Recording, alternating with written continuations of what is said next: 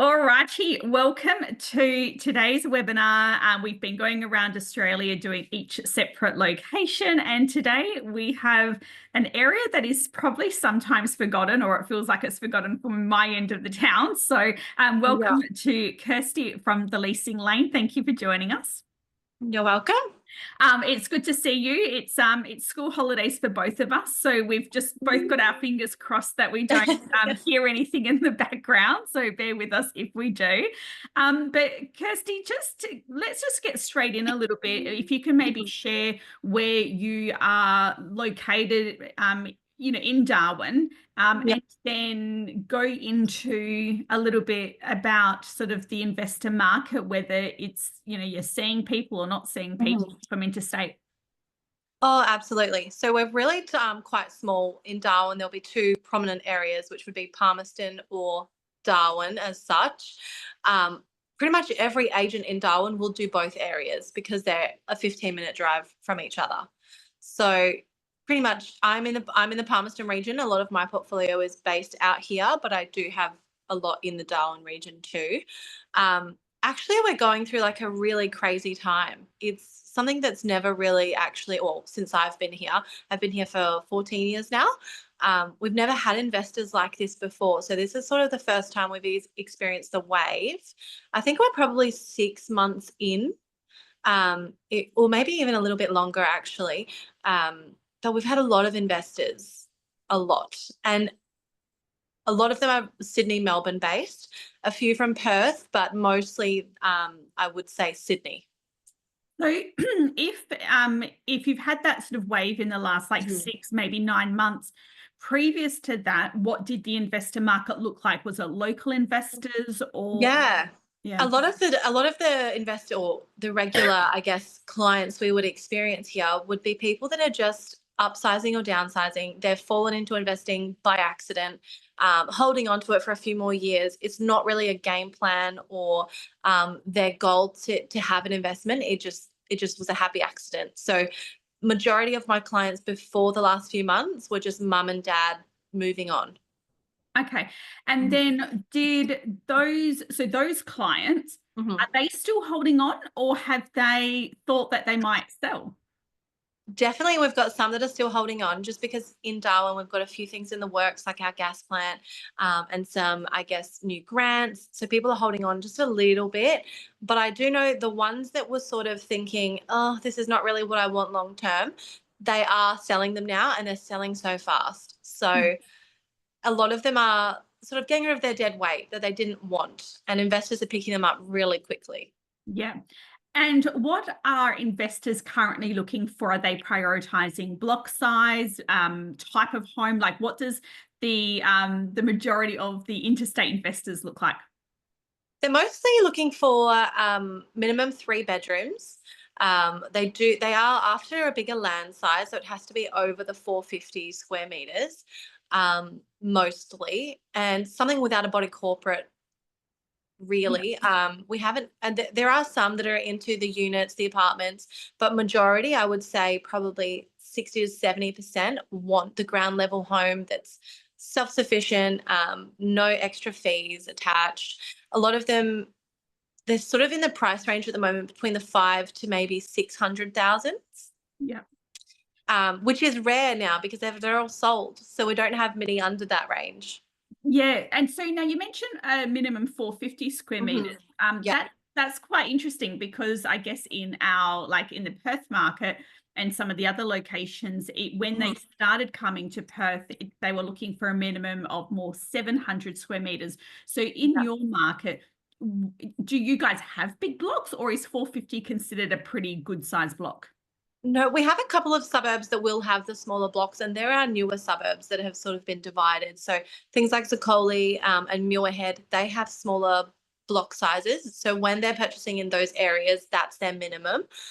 If you're looking at the sort of older Darwin suburbs, say like in the northern suburbs, we've got like Leanya, Karama, Malak, those sorts of things. 700 would be a standard. We sort of range from like the 7 to the 9, sometimes even 980 for a corner block. So the older suburbs have the bigger blocks. So when they're purchasing in the newer suburbs, they're just conscious of what is the land size. But when it's a more established home, it's generally making that really simple. And are they looking at those established homes, or are they preferring the other option? No, they're definitely more preferring the older homes. Yeah. Yeah, it's the ones that sort of need a little bit of love, maybe a paint or Yeah. a cabinet refresh or something they can put a little bit of money in to just get that higher yield, paying, a lower purchase price, because in the newer suburbs, they're going to be more expensive. Yeah, okay. Yeah, it's good just to see how that compares. So that's sort of consistent with the other areas with the older home, bigger block, etc. So Yeah. if you are looking between a 5 and 600,000 potentially in that area, Yeah. maybe for like an older 3x1 that just needs, a little bit of a freshen up, what Mhm. sort of rent return would they expect on that? In the older suburbs, a property like that would be about the 650, 680 per week. Yeah, great. Yeah, so if they're buying them slightly lower, it's worth it. Yeah, okay. So would it be fair to say 600,000 potentially would be a 650, 680 a week return is what you're looking for? Yeah, and Yeah. sometimes higher, because in Darwin, I mean, I'm sure, as you know, things like pool, shed, Yeah. solar. Our lifestyle is a very outdoor lifestyle. So anything that's got entertaining pool or a nice garden can sort of get that higher rent. Obviously, the home needs to be in good condition too, but it'll be a lot of outdoor living for us. Yeah, okay. That's really good to know. Mm. And then what sort of, if we focus on that older area, bigger block, 3x1, Mhm. shed, etc., what sort of tenant does that attract? Is it families? Is it corporate? Is it singles? What does that look like? A lot of families. So a lot of I mean, from in my own property, a lot of them are families. So depending on what like suburb that you're purchasing in, it depends on what your target tenant will be. So if you're buying in the Palmerston region where I am, it is a lot of families, because they're ground level homes, they're big yards, pools. We've got water parks. Our water parks are free as well in Darwin. So if you want to take the kids, so a lot of the tenants out this way will be families. But if you're looking at somewhere like the CBD, the northern suburbs, or close to the airport, then you're looking, or the hospital, you're looking at more professionals or people that might not be long term, because they come here for work. So if they're working in the hospital, they might be here for 1 to 2 years. They'll lease close to the hospital. So in those areas, you have to think that you may get a slightly higher rent because of its location, but you might have a quicker turnover. Yeah, yeah, absolutely. What is if you've got the professionals and you've got the families, would it be safe to say they're relatively good quality tenants, or have you seen Yeah. any increase in insurance claims or anything? No, no. It's Darwin's really laid back. So our legislative situation has always been really relaxed. Like, we even hold our own bonds. We don't have a bond authority.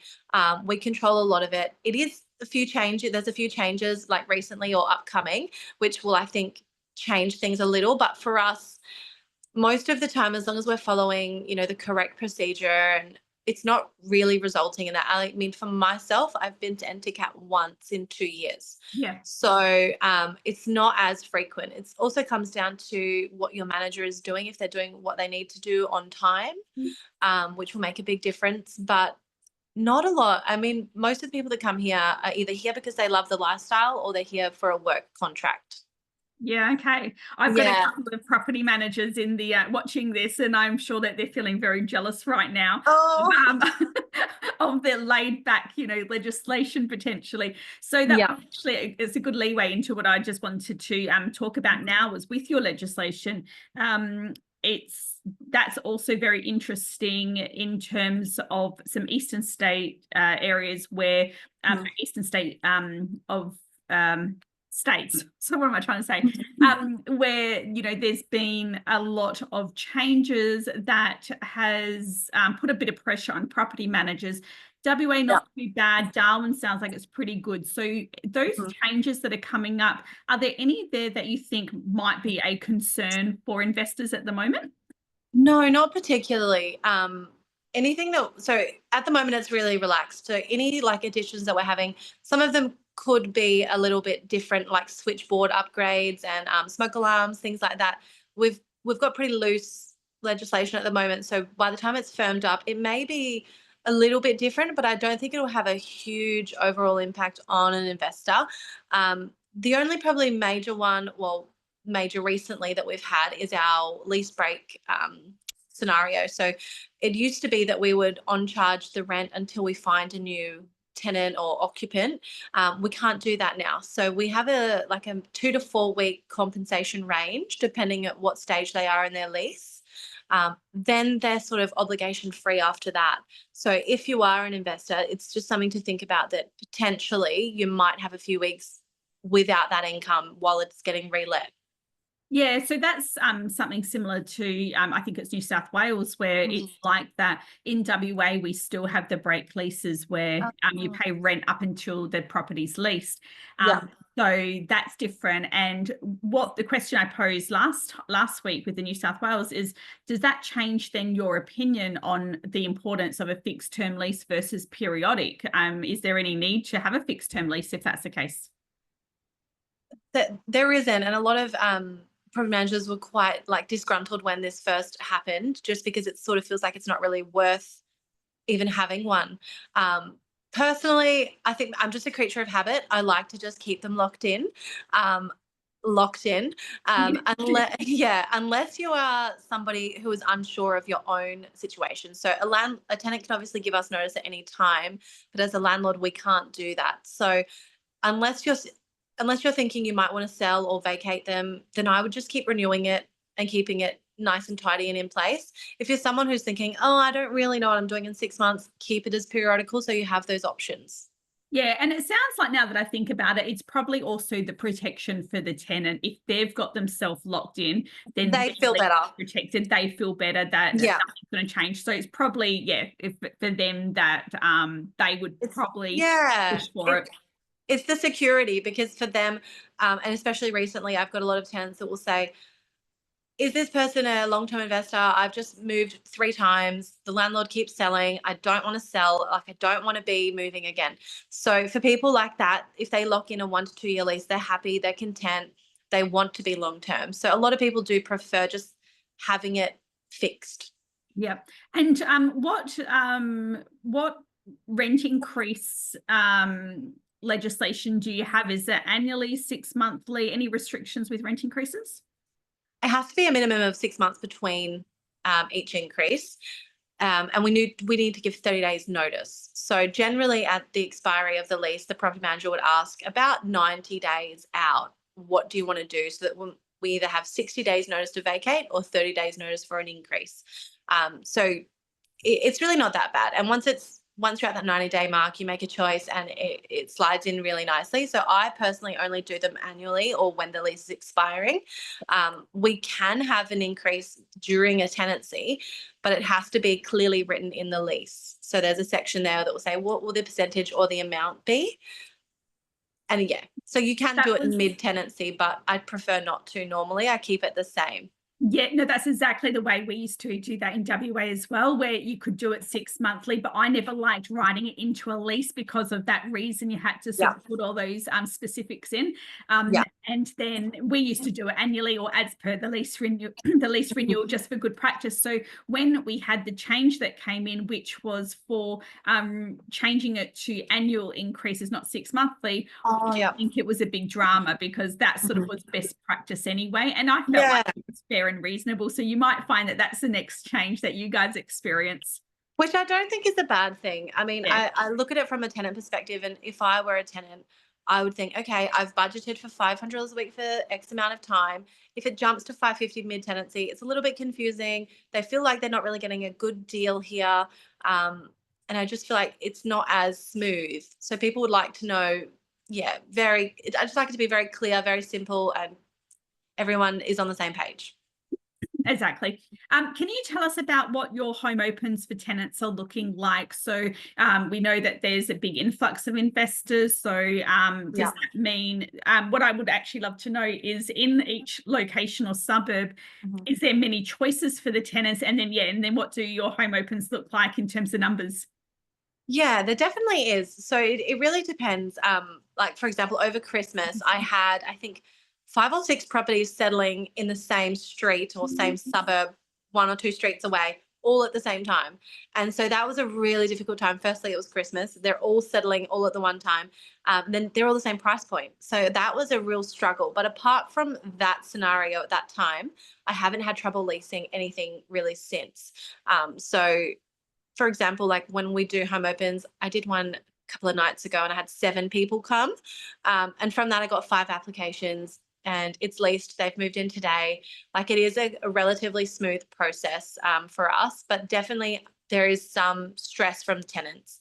So a couple of the people that I spoke to on that afternoon were saying, oh, I've got 45 days left. I can't find anything. It's really difficult. There's always so many applications, which is true.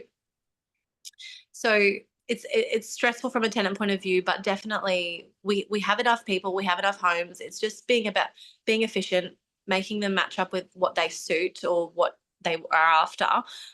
For us, for example, the northern suburbs, which will be like Lianya, Karama, near the hospital, they lease really, really quickly because of their location. So that particular home I showed was in that suburb.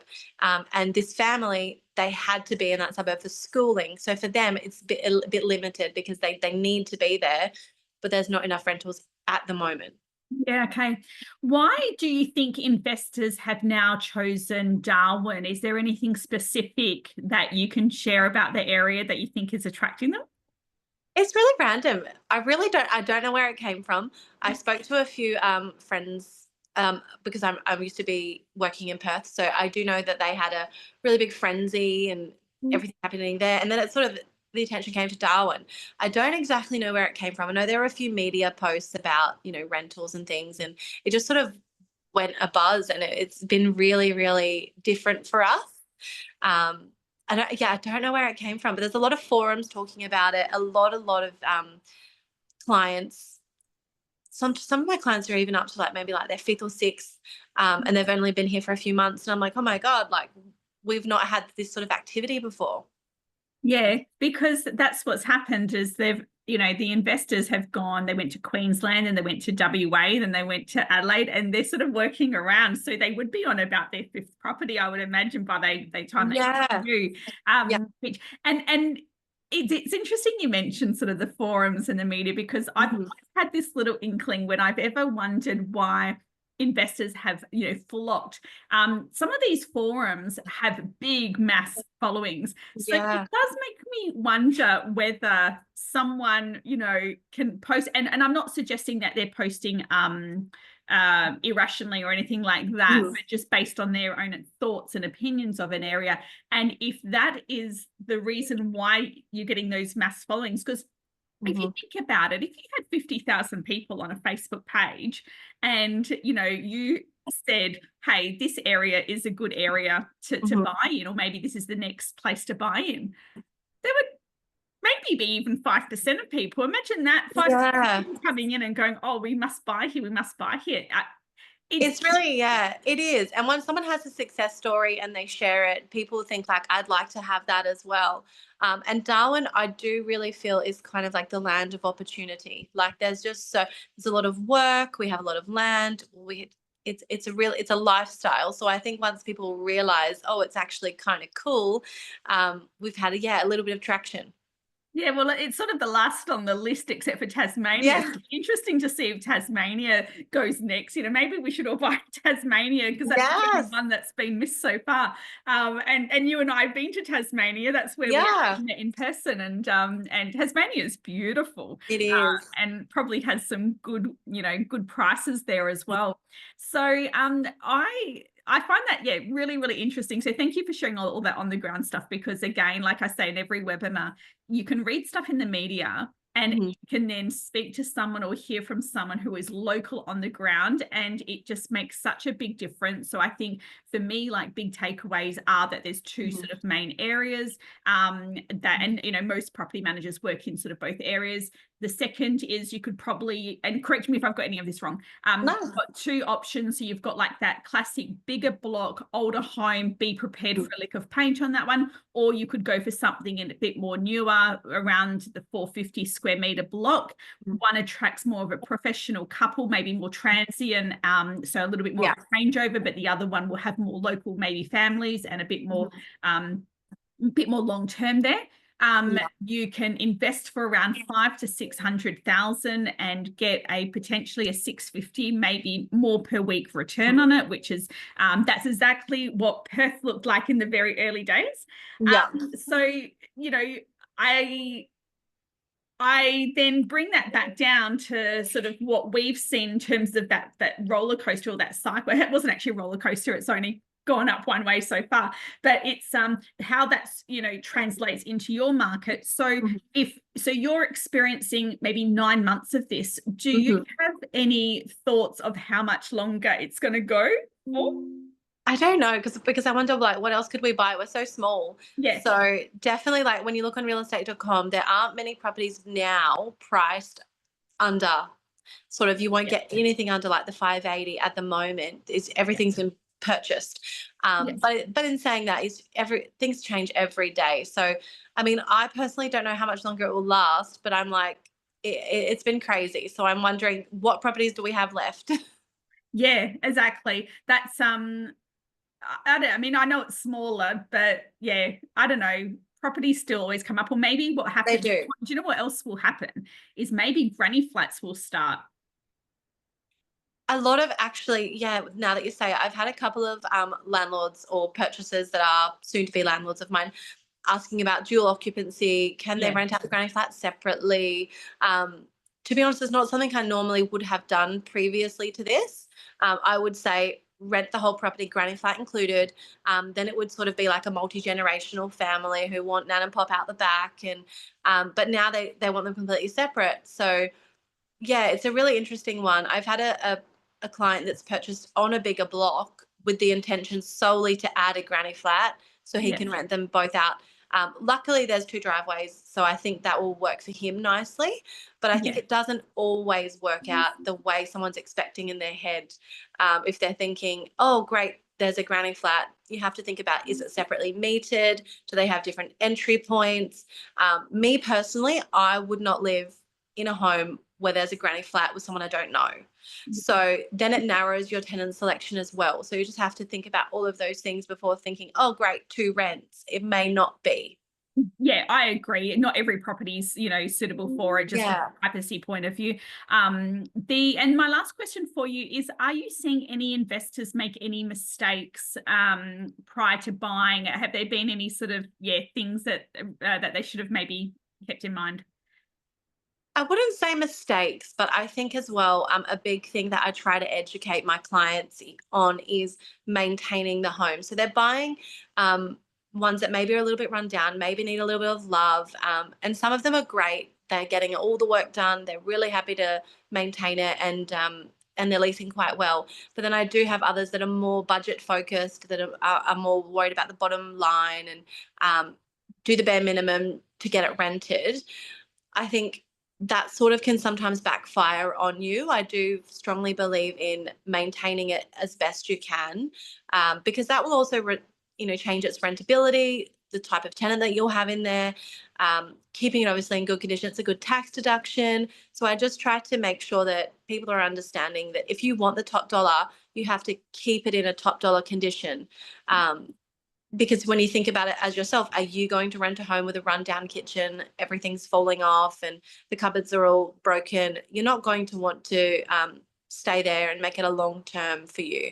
So yeah, I just try to be really firm that if this is your path, make sure that you're doing the best you can for your home, because that will come back to you. Are they getting pre-purchase inspections done? Or yes. Yeah. No, we definitely are. So everybody is getting them. So we're doing building, pest, plumbing, electrical, all of those things. And a lot of the time they'll get a discount from the seller if things are obviously found. But just making sure that as a property manager, I ask for those reports so that I can know in myself what is needed down the track or what is needed right now, so that I'm not putting a tenant in a situation where something's going to break and we're not going to, it's just not, for example, if there's a new bathroom needed and there's one bathroom, I won't rent it until that's done, because what's the tenant going to do for 2 weeks while they've got no bathroom? So yeah, I think it's just really important to have those reports, review them, and then make sure that it's in a livable, if not great, condition. Yeah, fantastic. I think that by the time these investors are getting to you, they're hopefully a little bit more educated from the previous Yeah. past experiences of theirs buying properties, which is good. And I know that I said that was the last question, but I do have one more. So we Yeah. mentioned the that larger home, bigger block, but I just wanted to quickly double check. So the smaller home, better quality, in the other end you were talking about, what does like the perfect investment look like in terms of price and rent return there? In terms of price, to be honest, I normally say the 4x2 is like the perfect one, because it can fit so many different types of families or friends, or multi-generational if it's a smaller family.